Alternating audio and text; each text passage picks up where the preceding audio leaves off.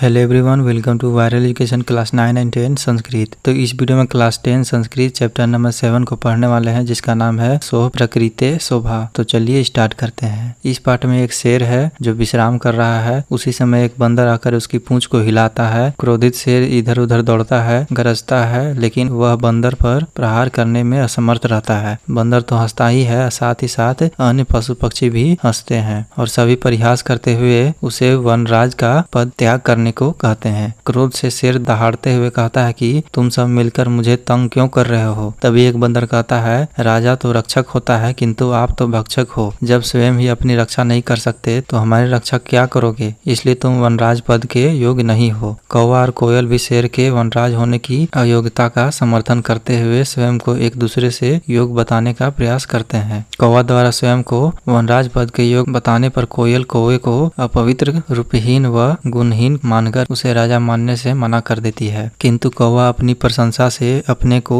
योग पक्षी सम्राट बताता है। कौवा अपनी सत्य प्रियता का उदाहरण प्रस्तुत करते हुए कहता है कि हमारा परिश्रम और एकता पूरे विश्व में प्रसिद्ध है। झूठ बोले कौवा काटे। उसके बाद कोयल कौवे से अपनी मधुर वाणी की प्रशंसा करते हुए कहती है कि मेरी मधुर आवाज सबके मन को मोह लेती है, जबकि तुम्हारी कड़वी आवाज सबके मन को ठेस पहुंचाती है। कौवे और कोयल के संवाद को सुनकर हाथी और बंदर अपनी अपनी पराक्रमशीलता का प्रदर्शन करते हुए वनराज पद के योग मानते हैं। जैसे हाथी की सूंड हिलाकर बंदर वृक्ष के ऊपर चढ़ जाता है, तो हाथी अपनी सूंड से उस वृक्ष को हिलाना चाहता है, लेकिन बंदर कूद कूद कर दूसरे वृक्ष पर चल जाता है। शेर द्वारा हाथी से बंदर की शिकायत करने पर बंदर बड़े आत्मविश्वास के साथ कहता है कि तभी तो मैं वनराज का पद के योग्य हूँ। उसके बाद शेर हाथी तथा बंदर की बातें सुनने के बाद बगुला अपने गुणों की प्रशंसा करते हुए स्वयं को वनराज बनाने के योग बताता है। वह कहता है कि मैं ही शीतल जल में बहुत समय तक स्थिर रूप से ध्यान मग्न रहता हूँ। तभी वृक्ष के ऊपर से मोर कहता है कि तुम्हारी ध्यान की अवस्था को